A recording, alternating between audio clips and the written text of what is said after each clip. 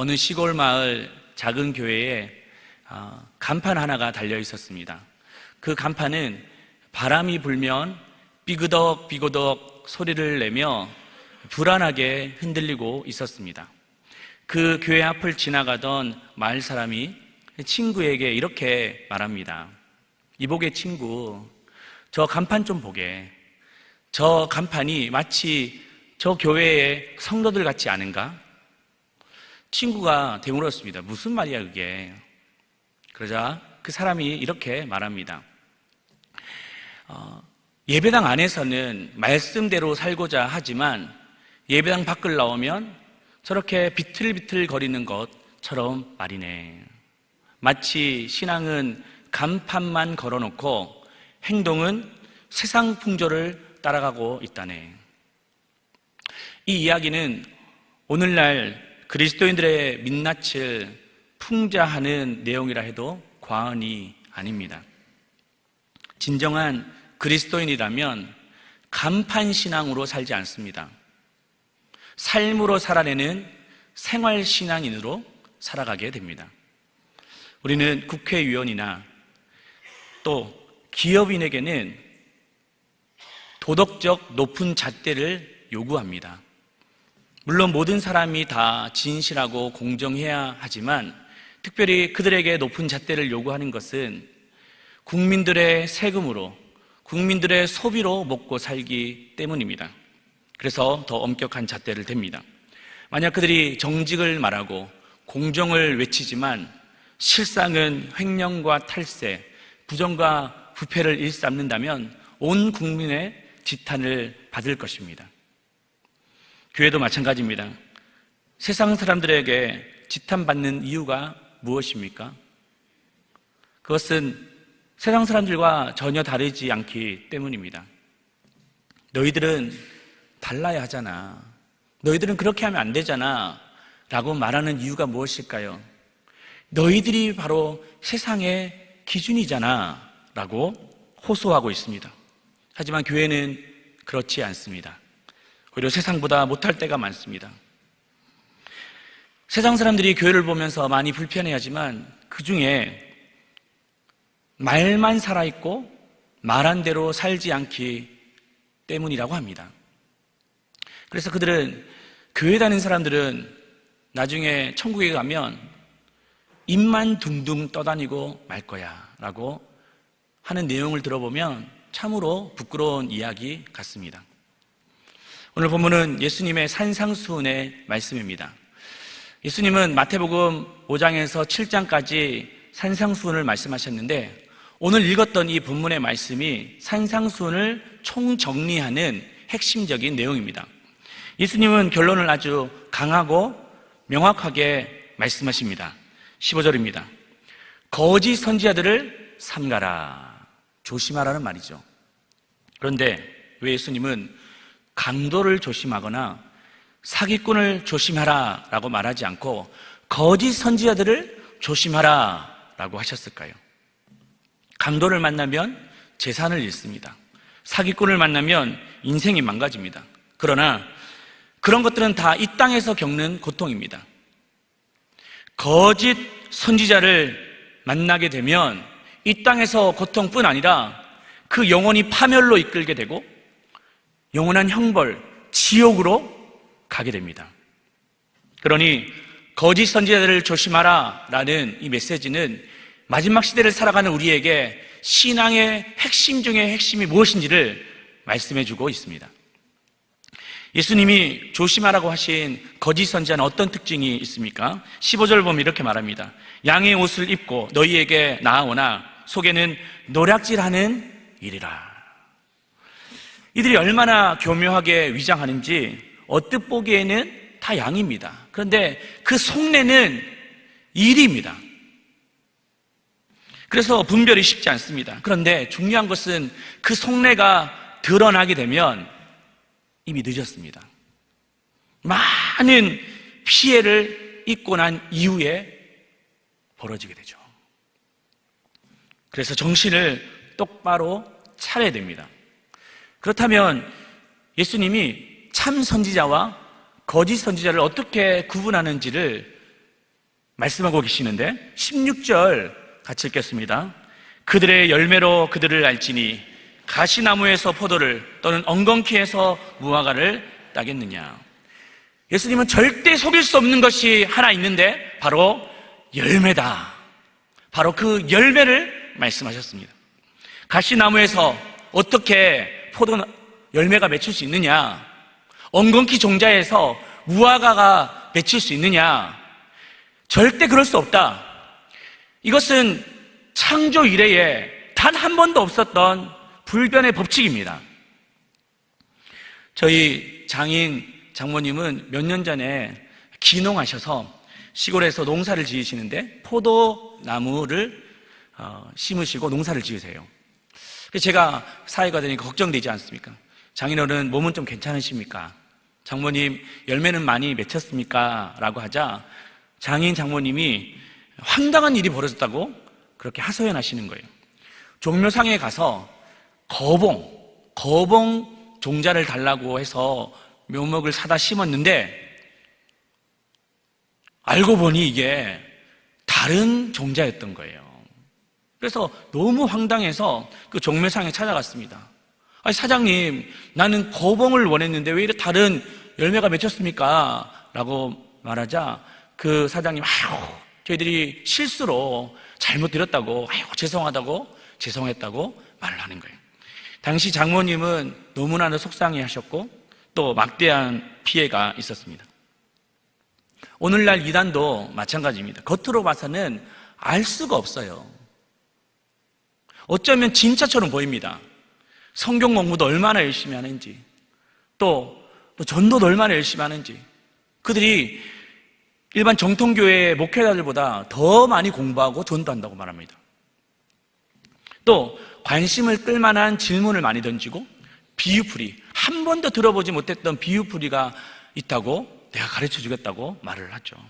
그래서 지금도 많은 사람들을 죽음으로 몰아가고 있습니다. 하지만 여러분, 그들이 아무리 겉으로는 뻔질을 보여도 그들이 가짜의 이유는 분명합니다. 바로 그들에게 있는 열매입니다. 먼저 그들은 재정적인 비리가 따라옵니다. 그들의 모습을 잘 보십시오. 하나님께 드리는 이 헌금을 신앙의 고백으로 말하지 않고 복받는 수단으로만 말합니다. 또 헌금을 사유화하고 또 자신의 사치와 호화로운 세상 아래 사용합니다. 또 그 교회의 재정을 불법적으로 부동산에 투기하고 자식들에게 승계하는 방식을 택하죠. 또 그들은 거짓과 위선이 있습니다. 이 얘기는 절대 가족들에게 말하면 안 돼. 왜 그렇습니까? 자신들의 정체를 숨기기 위해서입니다. 정말 그들이 떳떳하면 왜 숨겨야 됩니까? 그들은 조변석계에 강합니다. 아침에 했던 말, 저녁에 달라요. 저녁에 했던 말, 그 다음 날 다릅니다. 왜냐하면 자신의 그 거짓을 감추기 위해서입니다. 그리고 또 그들은 성적 범죄를 일삼고 가정을 파괴합니다. 그들은 종교성을 이용해서 사람들을 강압하고 사람들을 이용해서 성적인 놀이개로 삼습니다. 이 성적 관계를 가져야지만 성경에서 예언했던 그 언약이 성취되는 것이다라고 그렇게 이용합니다. 그래서 가족들과 철저히 단절시키고 사이비 집단에 충성하도록 말합니다. 이것이 바로 그들의 열매입니다. 여러분, 이 열매가 과연 아름답다고 말할 수 있습니까? 이들에 대해서 예수님은 단호하게 경고하십니다. 19절입니다. 아름다운 열매를 맺지 아니하는 나무마다 찍혀 불에 던져지느니라. 그런데 여러분, 이 말씀은 단지 사이비 집단에게만 국한되는 것이 아닙니다. 십자가가 있다고 다 교회가 아니에요. 목사 가운을 입었다고 해서 다 목사가 아닙니다. 겉모습 보고 사람의 업적을 보고 평가해서는 안 됩니다. 예수님 당시에도 유대 공동체 안에 외적인 모습을 포장하고 자신의 업적을 내세우면서 자신은 진짜라고 말했던 거짓 선지자들이 있었기 때문입니다. 22절입니다. 그날에 많은 사람이 나더러 이르되 주여 주여 우리가 주의 이름으로 선지자 노릇하며 주의 이름으로 귀신을 쫓아내며 주의 이름으로 많은 권능을 행하지 아니하였나이까 하리니. 이들은 자신 있게 말합니다. 내가 천국에 못 간다고? 무슨 말이야? 나 같은 사람이 천국에 가야지. 왜? 나는 주의 종인데 선지자 노릇하고 또 귀신도 쫓아내고 수많은 권능을 행했잖아 라고 말합니다. 오늘날 교회 내에서도 비슷한 말로 자신의 구원을 확신하는 사람이 있습니다. 나 몰라? 나 5대째 믿는 집안이야. 나 우리 아버지 어머니 장로님 권사님이야. 내가 이 교회를 위해서 얼마나 헌신했는데 내가 다 세웠다니까. 나 없으면 이게 돌아갈 것 같아? 이 부서가 될 것 같아? 내가 얼마나 많이 헌신했는데, 헌금도 얼마나 많이 했는데 내가 천국에 못 간다고? 무슨 소리야? 그런데 이러한 질문을 합니다. 사람들이. 목사님, 그렇게 말하는 사람이 누가 있습니까? 라고 말하죠.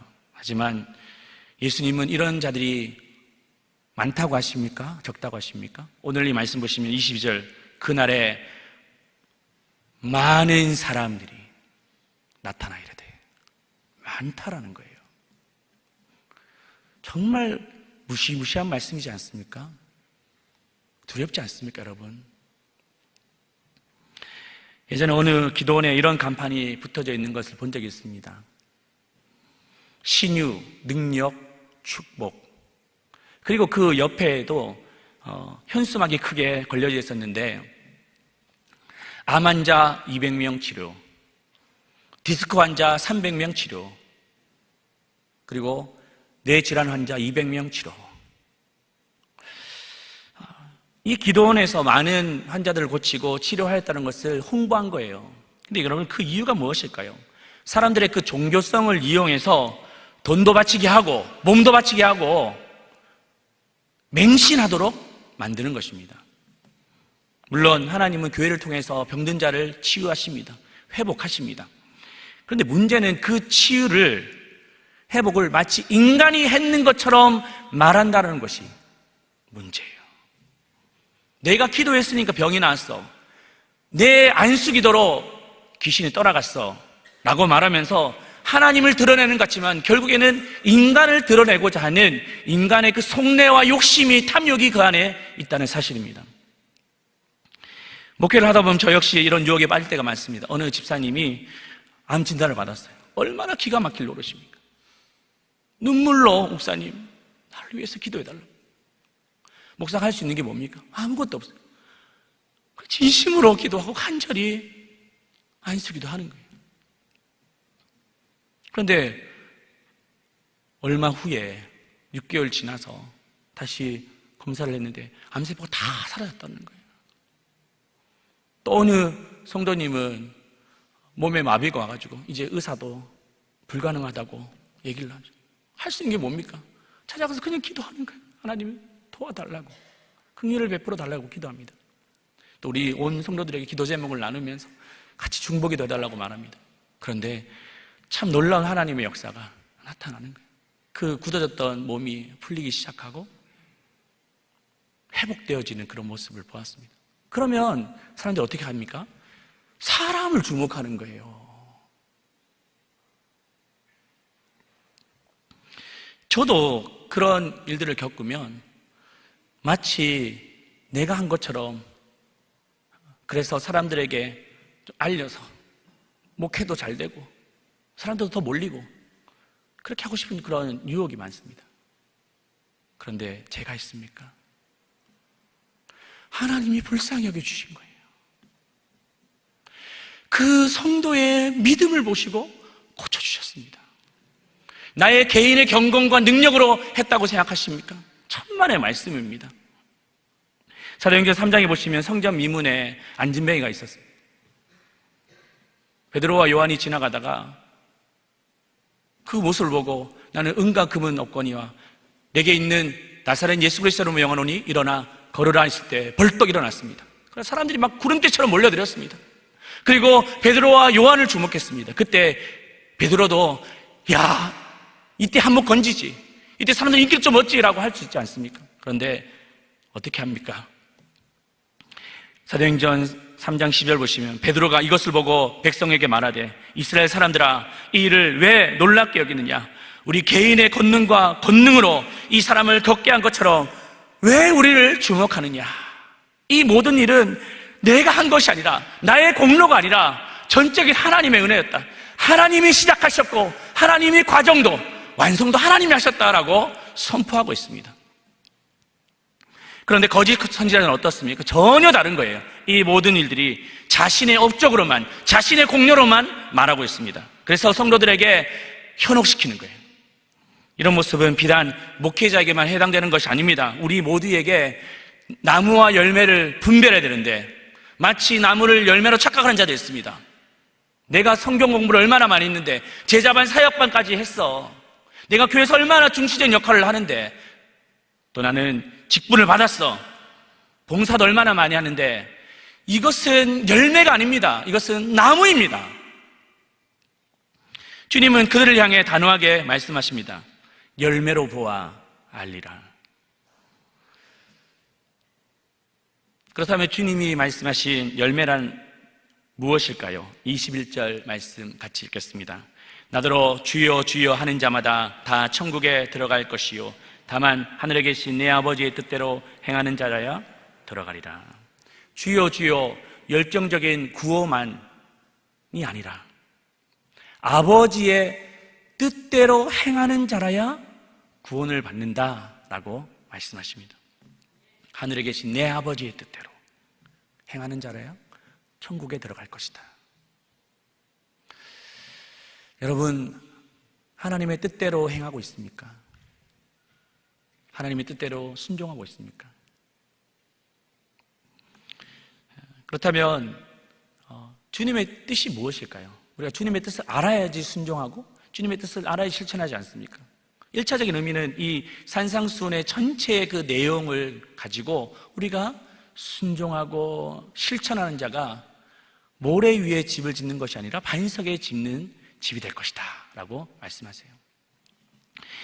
그런데 더 구체적으로 막연한 하나님의 뜻이 아니라 구체적인 주님의 뜻이 무엇일까? 알아야지 우리가 순종하지 않습니까? 저는 이 질문에 대한 고민이 참으로 많았습니다. 또 묵상하고 고민하고 찾아보고. 근데 성령께서 제 마음속에 이런 깨달음을 주시는 거예요. 요한복음 6장 38절 39절의 말씀입니다. 내가 하늘에서 내려온 것은 내 뜻을 행하려 함이 아니요 나를 보내신 이의 뜻을 행하려 함이니라. 나를 보내신 이의 뜻은 내게 주신 자 중에 내가 하나도 잃어버리지 아니하고 마지막 날에 다시 살리는 이것이니라. 주님이 하신 말씀인데요, 주님은 내게 주신 자를 하나도 잃어버리지 않고 마지막 날에 다시 살리는 것이라 라고 하십니다. 즉 잃어버린 자들을 찾고 생명을 살려내는 영원 구원의 열매를 말씀하신 겁니다. 예수님이 이 땅에 오신 목적도 분명했습니다. 내게 주신 자들을 하나도 잃어버리지 않고 마지막 날에 다시 살리는 것. 하늘 영광 가운데 계셔도 아무런 문제가 없습니다. 그런데 이 땅에 굳이 내려오셨습니다. 그 이유는 성부 하나님이 맡겨주신 그 영혼들을 하나도 잃어버리지 않고 마지막 날에 살리는 주님의 뜻을 이루기 위해서였습니다. 그의 공생애를 보십시오. 그는 그 일들을 위해서 사셨습니다. 그가 천국 복음을 전파하셨던 이유가 무엇일까요? 하나님께서 맡겨주신 영혼을 하나도 잃어버리지 않고 마지막 날에 살리기 위해서였습니다. 가르치신 사역이 무엇입니까? 하나님께서 맡겨주신 그 영혼들을 하나도 잃어버리지 않고 마지막 날에 살리기 위해서입니다. 병든 자를 고치시고 또 귀신을 쫓아내셨던 이유가 무엇입니까? 그리고 그 모든 일들을 하시며 마지막에 하셨던 말씀이 뭔지 아십니까?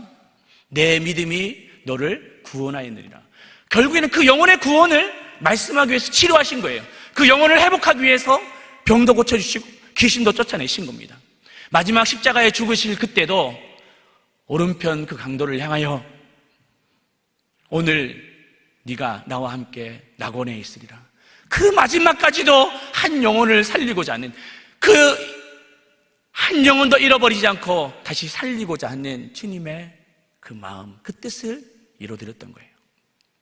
그러므로 우리의 열매는 무엇이 돼야 됩니까? 교회에 그냥 출석하는 게 우리의 열매가 아닙니다. 그것은 그냥 출석 교인이에요. 우리의 열매는 우리에게 맡겨주신 영혼들을 하나도 잃어버리지 않고 마지막 날에 그 천국에서 다시 만나는 겁니다. 그들을 구원하며 그들을 살리는 일을 위해서 하나님 우리를 보내주셨어요. 이 땅에 보내셨습니다. 그것이 바로 우리의 신앙의 열매이자 예수 생명이 있다는 증거입니다. 하나님이 여러분에게 맡겨주신 영혼이 누구입니까? 남편입니까? 아내입니까? 부모님입니까? 자녀입니까? 형제입니까? 내 지인입니까? 그 영혼을 하나도 잃어버리지 않고 마지막 날에 다시 살리는 그 일들이 우리 하나님 아버지의 뜻인 줄로 믿습니다. 저는 이곳에 사람들이 몰려드는 걸 보면 참 감사해요. 그런데 저는 그것이 열매가 아니라고 생각합니다. 1년 만에 100명이 늘었어. 2년 만에 200명이 늘었어. 3년 전에까지 400명이 늘었어. 이건 열매가 아니에요.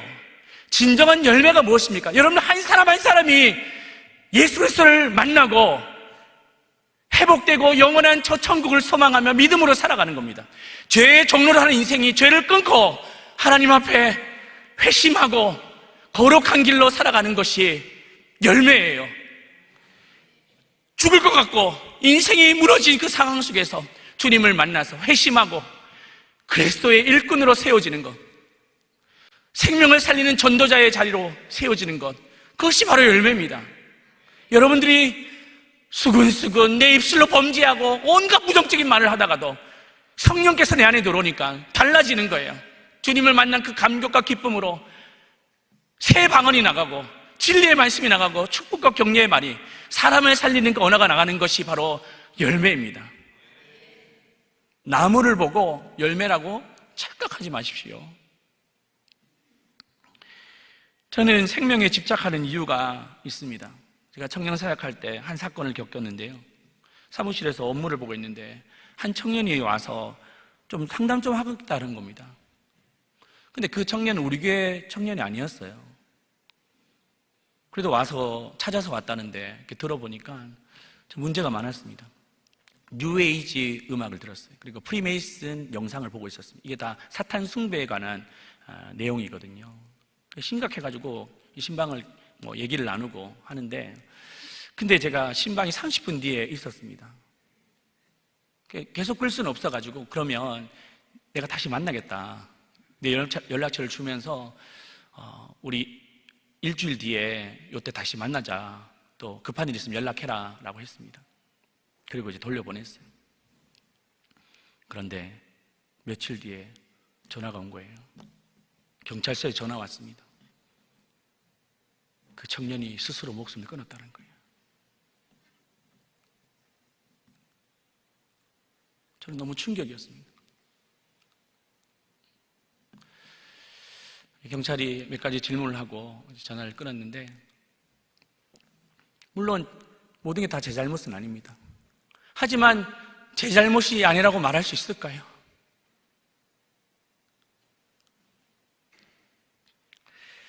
저는 그 사건 이후에 정말 사람을 쉽게 대할 수 없었습니다. 우리의 만남이, 오늘의 이 만남이 내일이 보장되지 않을지 몰라요. 우리가 행복을 하는 이유가 무엇입니까?